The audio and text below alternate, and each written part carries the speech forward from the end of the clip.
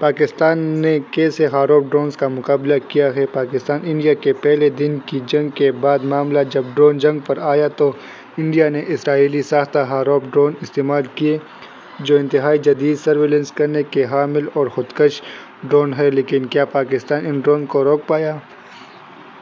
اس میں کوئی شک نہیں کہ یہ ڈرون واقعی بہت جدید ہیں اور انتہائی بلندی پر پرواز کرتے ہیں، اپنا ٹارگٹ تلاش کرتے ہیں اور اگر ان کو کوئی فضائی دفاعی نظام انٹرسیپٹ کرنے کی کوشش بھی کرتا ہے تو اس کی لوکیشن اپنے کنٹرول سینٹر تک بھیج دیتا ہے، جس سے اس دفاعی نظام کو خطرہ ہوتا ہے۔ ان ڈرون کو لوٹرنگ منیشنز کہا جاتا ہے جو دشمن کے علاقے پر منڈلاتے رہتے ہیں اور ٹارگٹ ملتے ہی گر جاتے ہیں اور تباہ ہو جاتے ہیں۔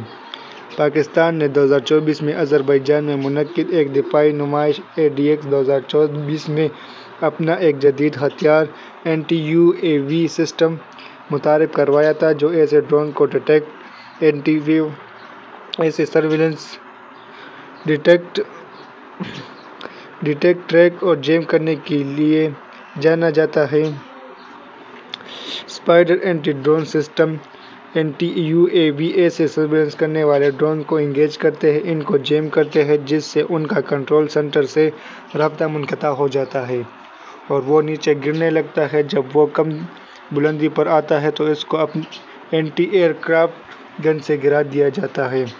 یہ دفاعی نظام پاکستان کی ایک company global industry and defence solution GIDS نے بنایا ہے اور یہ سسٹم مصنوعی ذہانت سے بھی لیس ہے۔ اس نظام کی خصوصیات درج ذیل ہیں: radio frequency jamming, GNSS jamming, infrared اور optical EOIR sensor, acoustic sensor, direction finding.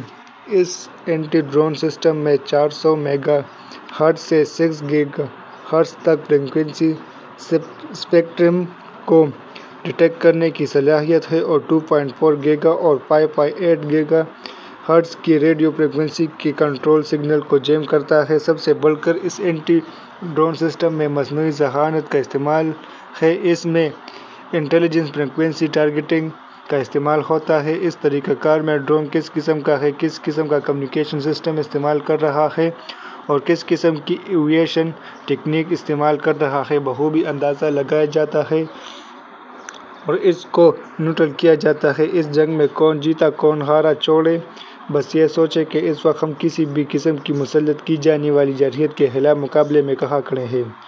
اس وقت جسے قوم کا جذبہ ہے اور لیڈرشپ کا اکا ہے تو ایسا ہی جذبہ اور ولولہ اس ملک کے معاشی مسائل حل کرنے کے لیے بھی دکھانا ہوگا۔ بھارت کے علاوہ کچھ پڑوسیوں کی خوشی اور سکون تو جلد ہی برباد ہو گیا ہے، لیکن اپنے ملک میں جو لوگ اس جنگ میں دشمن کا ساتھ دیتے نظر آئے ہیں ان کا بھی کوئی سیاسی حل تلاش کرنا چاہیے۔